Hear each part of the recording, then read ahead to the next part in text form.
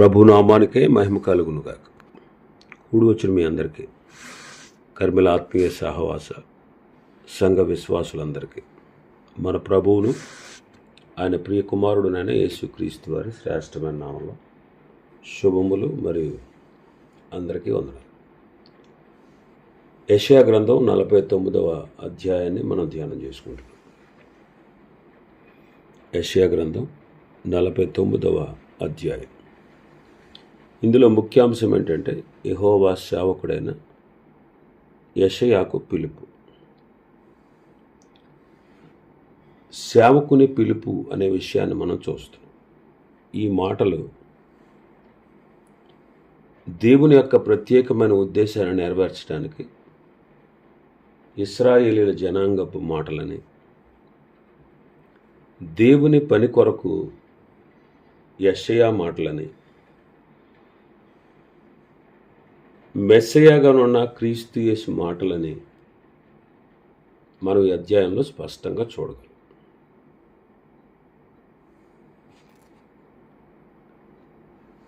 ఈ అధ్యాయంలో యెహోవా సేవకుడైనటువంటి యెషయా విమోచకుడైనటువంటి క్రీస్తుకు సాదృశ్యంగా ఉండి మాట్లాడుతున్నట్లుగా, క్రీస్తు మాటలుగా మనకు అనేకమైనటువంటి వచనాలు మనకు కనిపిస్తాయి. గత దినం వరకు 3 వచనాలు మనం ధ్యానం చేసుకున్నాం. 4వ వచనం చదువుతాను. అయినను వ్యర్థముగా నేను కష్టపడితిని, ఫలమేమీ లేకుండా నా బలమును వృధాగా వ్యయపరిచి ఉన్నానని అనుకుంటే, నాకు న్యాయకర్త యెహోవాయే, నా బహుమానము నా దేవుని యొద్దనే ఉన్నది. వ్యర్థముగా నేను కష్టపడితిని. యేసుక్రీస్తు ప్రభు శరీరధారిగా వచ్చిన దినాల్లో ఆయన సొంత వారే ఆయనను నిరాకరించారు.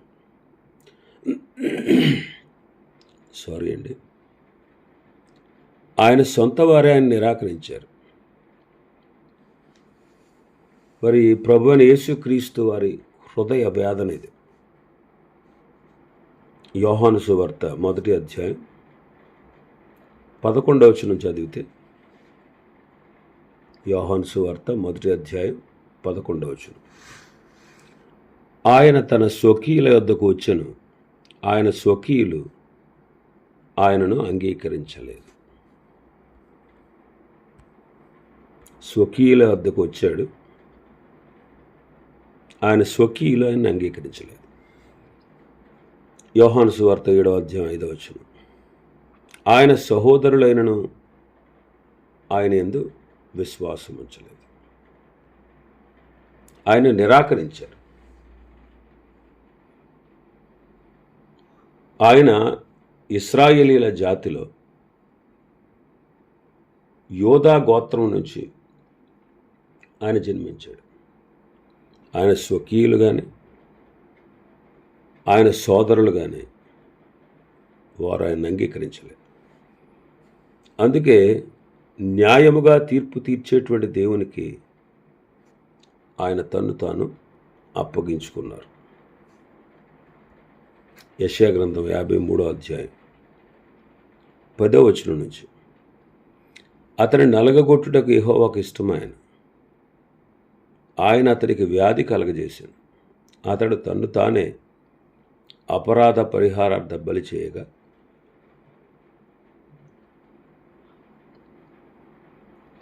అతని సంతానము చూచును, అతడు దీర్ఘాయుష్మంతుడగును, యెహోవా ఉద్దేశము అతని వలన సఫలమగు.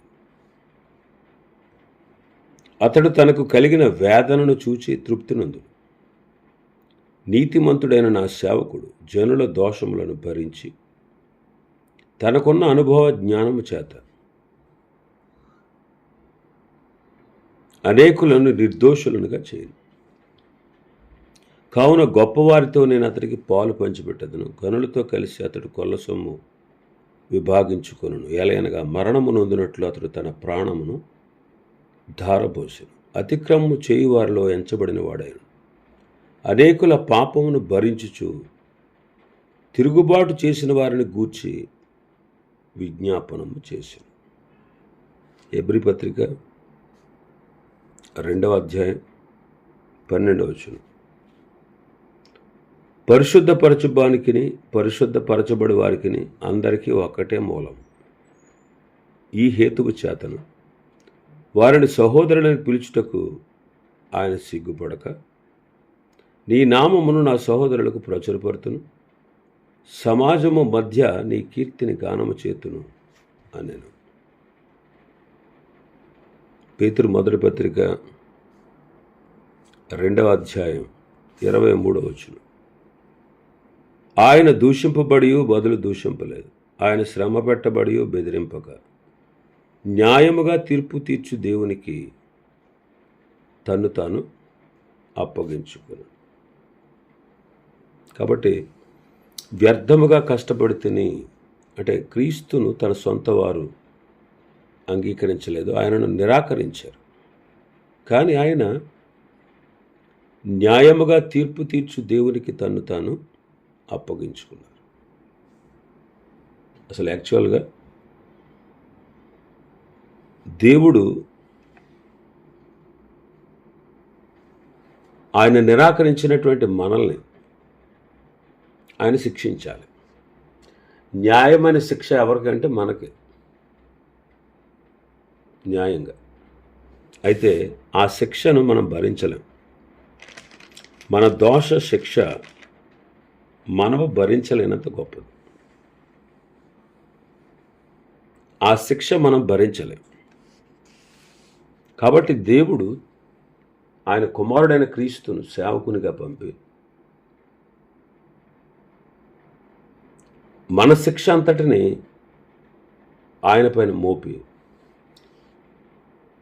అనేకుల అపరాధాలని పరిహారం చేసేటువంటి వానిగా ఆయన చేశాడు. కాబట్టి శిక్ష పొందాల్సింది మనం. దేవుడు న్యాయవంతుడు. న్యాయంగా పాపానికి శిక్ష విధిస్తాడు. ఆ పాపానికి శిక్ష మనకు విధించాలి. కానీ దేవుడు తన కుమారుని మీద వేశాడు మన శిక్ష. ఆ శిక్షను ఈయన మౌనంగా భరించాడు.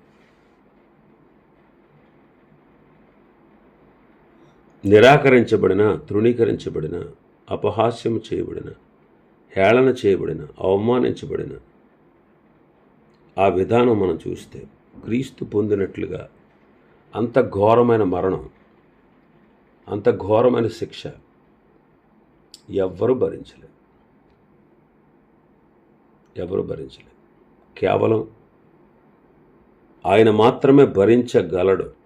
ఎందుకంటే ఆయన దేవుడు. కానీ శరీరధారిగా వచ్చి ఆ బాధలన్నీ ఆయన భరించాడు.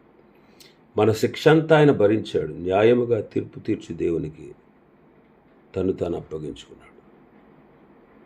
ఆయన మన కొరకు పొందినటువంటి అవమానాలు, దెబ్బలు, హింస, ఆయన పొందిన మరణం, వీటన్నిటిని బట్టి మనకు ఈనాడు రక్షణ దొరికింది. ఈనాడు మనం కూడా దేవునికి న్యాయంగా మనల్ని మనం ప్రభువుకు అప్పగించుకోవాలి. పూర్తిగా ఆయన ప్రేమను పొందుకున్న మనం పూర్తిగా ఆయనకు విధేయులం అవ్వాలి.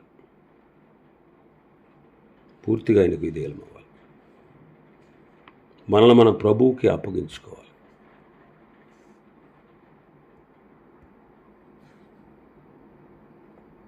కొరింథీయులకు రాసిన మొదటి పత్రికలో పౌలు గారు అంటాడు, 4వ అధ్యాయం 1వ వచనం నుంచి, ఇలాగున క్రీస్తు సేవకులమనియు దేవుని మర్మముల విషయంలో గృహ నిర్వాహకులమనియు ప్రతి మనుషుడు మమ్మును భావింపవలను. మరియు గృహ నిర్వాహకుల్లో ప్రతి వాడును నమ్మకమైన వాడు ఉండుట ఆవశ్యకం. మీ చేతనైనను ఏ మనుషుని చేతనైనను నేను విమర్శింపబడుట నాకు మిక్కిలి అల్పమైన సంగతి. నన్ను నేనే విమర్శించుకోను. నా యందు నాకు ఏ దోషమును కానరాదు. అయినను ఇందువలన నీతిమంతుడుగా ఎంచబడను. నన్ను విమర్శించువాడు ప్రభువే.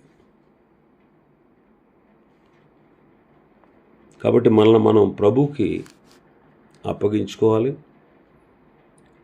దేవుని పని మనం చేయాలి. మనకు దేవుని ద్వారా కలిగినటువంటి ఈ రక్షణ ఇతరులకు కూడా చెప్పాలి. అది మన బాధ్యత. విశ్వాస గృహమునకు అనేకులను చేర్చాలి.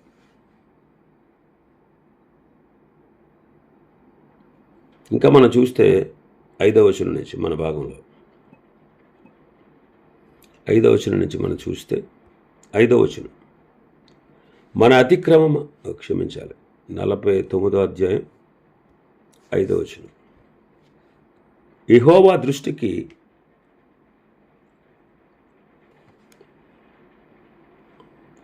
నేను ఘనుడనైతిని, నా దేవుడు నాకు బలమాయను.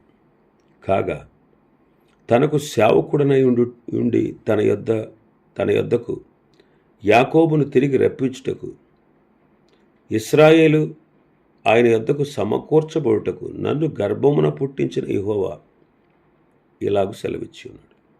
ఇక్కడ కోరెషును గూర్చి ఈ మాట రాయబడింది.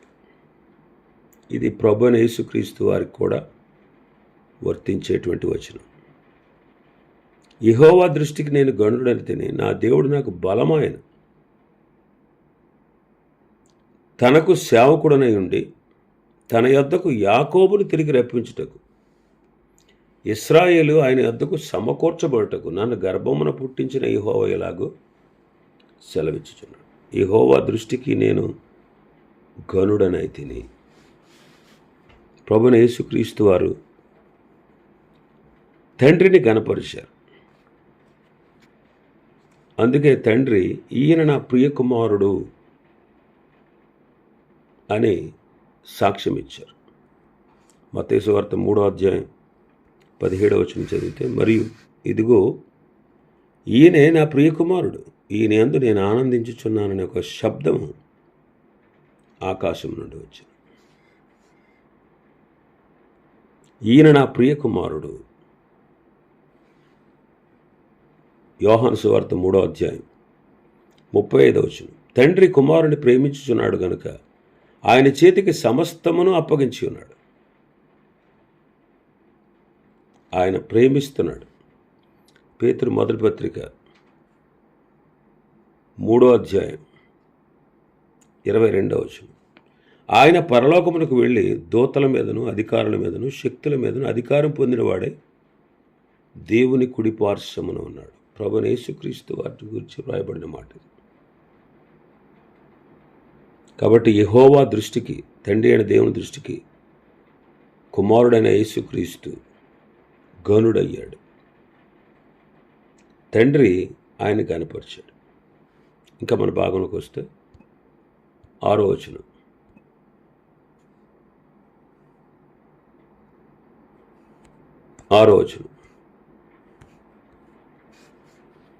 నీవు యాకోబు గోత్రపు వారిని ఉద్ధరించినట్లును ఇశ్రాయేలులో తప్పింపబడిన వారిని రప్పించినట్లును నా సేవకుడు అయిండుట ఎంతో స్వల్ప విషయం. భూదిగంతముల వరకు నేను కలుగజేయు రక్షణకు సాధనమగుటకై అన్యజనులకు వెలుగై ఉన్నట్లు నిన్ను నియమించి ఉన్నాను. ఇశ్రాయేలుకు సేవకుడు అయిండుట అల్పమే, కానీ అన్యజనులకు రక్షణ సాధనమై ఉంటావు. ఇశ్రాయేలీయులు తృణీకరించారు.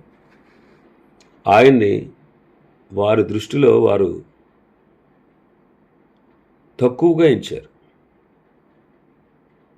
ఈయన ఎవరో అన్నట్టుగా ఆయన నిరాకరించారన్నమాట. కానీ ఆయన ఎలా ఉన్నారు? అన్యజనులందరికీ భూదిగంతముల వరకు నేను కలుగజేయ రక్షణకు సాధనమగుటకై అన్యజనులకు వెలుగుగా ఉండినట్లు నేను నియమించాను. ప్రభువైన యేసుక్రీస్తు వారిని గూర్చి ఈ వచనం నెరవేర్పు మనం చూస్తాం. లూకా సువార్త 2వ అధ్యాయం 32వ వచనం, 29వ వచనం నుంచి 32వ వచనం. నాథా, ఇప్పుడు నీ మాట చొప్పున సమాధానముతో నీ దాసుని పోనిచ్చుచున్నావు. అన్యజనులకు నేను బయలుపరచుటకు వెలుగుగాను, నీ ప్రజలైన ఇశ్రాయేలుకు మహిమగాను, నీవు సకల ప్రజల ఎదుట సిద్ధపరిచిన నీ రక్షణ నేను కన్నులారా చూచితిని. సిమెయోను అనేటువంటి భక్తుడు క్రీస్తు ప్రభు బాల్యంలో ఉండగానే ఆయన్ని దేవాలయంలోకి తీసుకొచ్చినప్పుడు ఆత్మవశుడై ఆయనే అన్యజనులకు రక్షణ సాధనం, ఇశ్రాయేలులకు మహిమ, ఆయనే మెస్సయ్య అని కనుగొని ఆత్మవశుడై ఆయన చేతుల్లో ఎత్తుకొని ఆయన అంటున్న మాటలు, అన్యజనులకు నిన్ను బయలుపరచుటకు వెలుగుగా, నీ ప్రజలైన ఇశ్రాయేలుకు మహిమగాను, నీవు సకల ప్రజల ఎదుట సిద్ధపరిచిన నీ రక్షణ నేను కన్నులారా చూచాను అంట. కాబట్టి సకల జనులకు ఆయనే రక్షణకర్త. అలాగు దేవుడు నియమించాడు.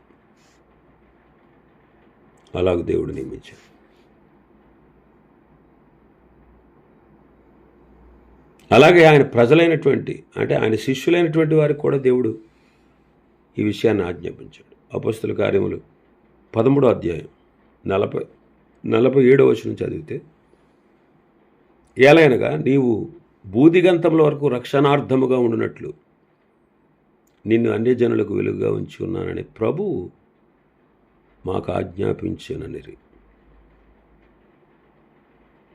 అన్యజనులకు వెలుగుగా ఉంచాడు. కాబట్టి క్రీస్తును కూర్చున్నటువంటి మాట అన్నమాట. ఇశ్రాయేలులకు సేవకుడైనటువంటి అల్పమే కానీ అన్యజనులందరికీ ఆయన సేవకుడై రక్షణాధారమయ్యాడు. ఆయనే మన ప్రభు అయిన యేసుక్రీస్తు. మన భాగంలోకి వస్తే 7వ వచనం. ఇశ్రాయేలు విమోచకుడును పరిశుద్ధ దేవుడునగు యెహోవా మనుషుల చేత నిరాకరింపబడిన వాడును, జనులకు అసహ్యుడును, నిర్దయాత్మల సేవకుడునగు వానితో ఇలాగ సెలవిచ్చుచున్నాడు.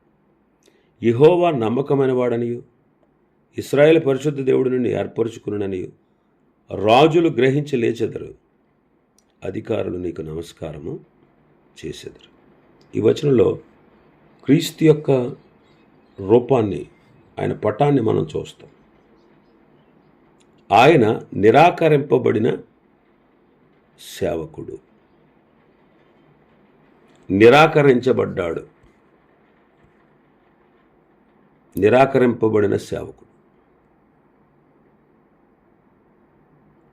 యెషయా గ్రంథం 52వ అధ్యాయం 14-15 వచనాలు.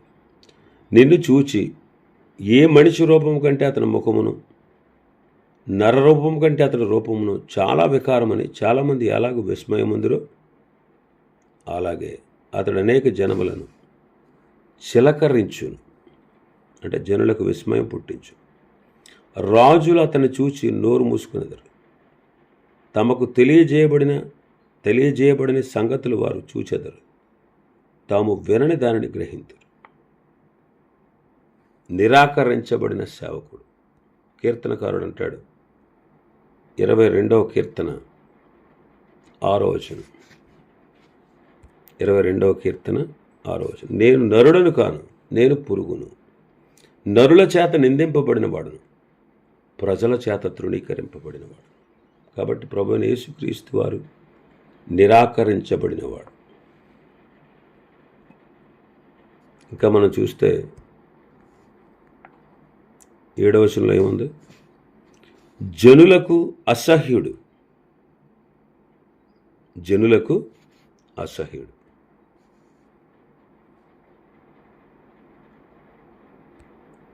జనులకు అసహ్యుడు. లోకాసువార్త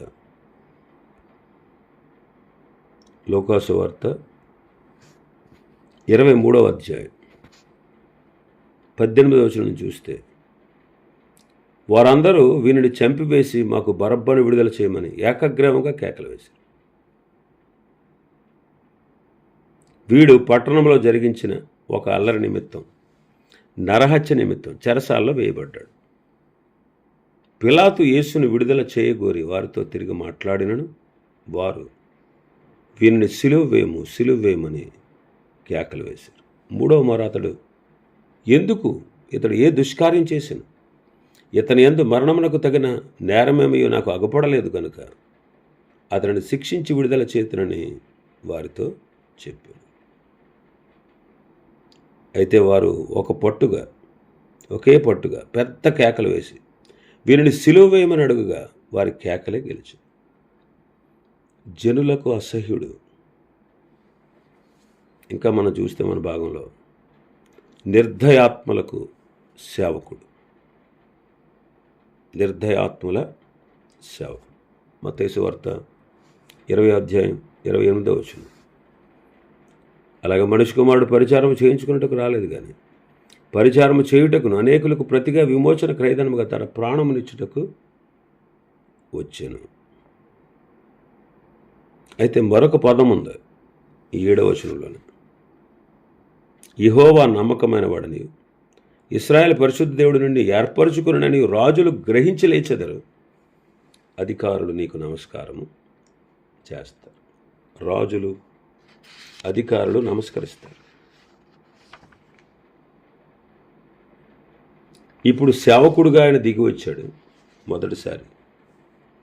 ఆయన దీనుడు, కానీ రెండవసారి సార్వభౌముడై రాజుగా సింహాసనాసీనుడుగా ఆయన వస్తాడు.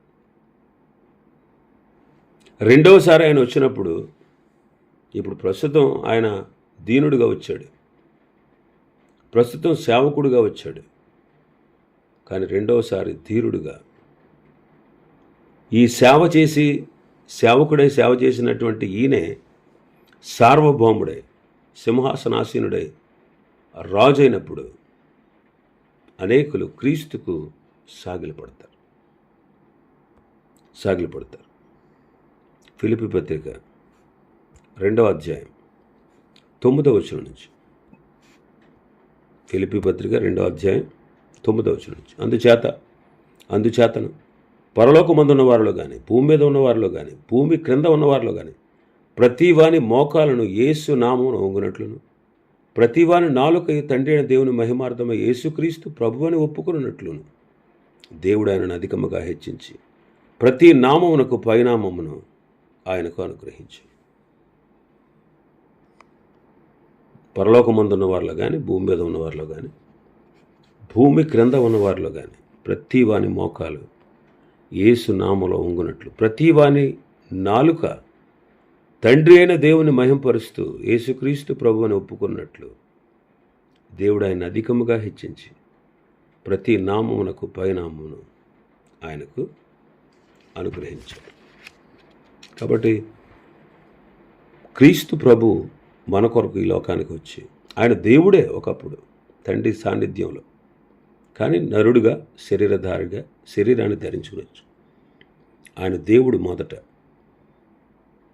సమాజంలో ఉన్నటువంటి దేవుడు, తండ్రి కుమార పరిశుద్ధాత్మ సమాజమైనటువంటి దేవుని స్థానాన్ని కలిగినవాడు, కానీ శరీరధారిగా ఈ లోకానికి వచ్చాడు. తృణీకరించబడ్డాడు, కానీ దేవుని దృష్టికి గనుడయ్యాడు.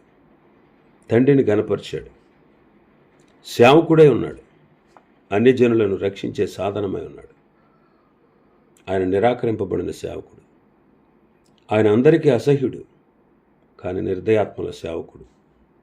అయితే రాజు అనే ఆయన పరిపాలించబోతున్నాడు. అందరూ ఆయనకి నమస్కారం చేస్తారు.